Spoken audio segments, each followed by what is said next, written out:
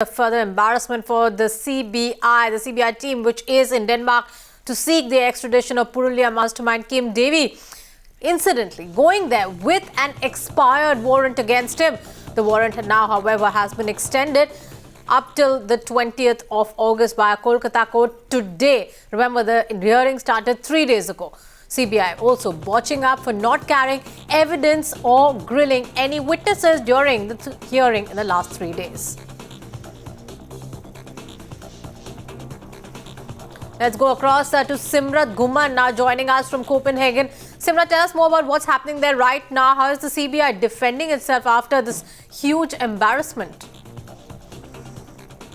Well, the first thing that Arun Bothra did when he got out of his car at the Eastern High Court in Copenhagen was he approached Times Now and he asked directly, "Do you want to interview me? I want to do this interview." This after refusing all media interviews since Monday. He was at extreme pains to put his point across. Clearly, he was under a lot of pressure from his seniors in India to explain away this story about the CBI landing up in Denmark without a valid arrest warrant.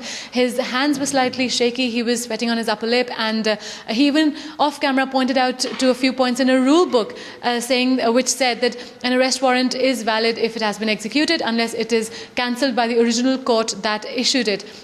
But when asked about why this sudden urgency to submit a new warrant with extended validity, he said that the CBI was simply taking extra precautions. But he also refused to clarify whether they had actually submitted an original copy or whether it was simply an email copy. Since they got it extended only yesterday, it would have been impossible to give the court an original hard copy. So it remains to be seen whether the judges will actually accept the email copy. And if it was this irrelevant as the CBI officers are making it out to be, then why this sudden urgency to get a new extended warrant? Well, Simrat, I'll come back to you, but first let's listen into that reaction that you got from the CBI officials who are present there trying to seek the extradition of Kim Devi but presenting a very poor case.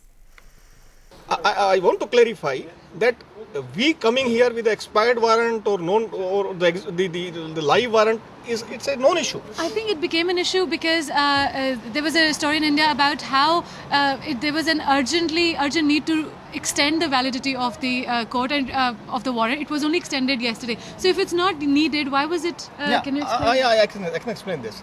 See, defense, as you see in the court, the courtroom, the defense tried to take a plea that the warrant of arrest issued by Indian court has expired, which was actually not an issue. And you have seen, you were also in the courtroom, that the judge did not take any cognizance of this. Judge did not spend even 1 minute on this particular issue. He just brushed aside. But we thought, just have an extra precaution. Let us have a warrant revalidated again, if we want to have it.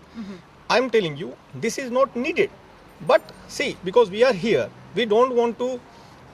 Because we are not very sure about the Danish laws and everything, so many things, so many integrities.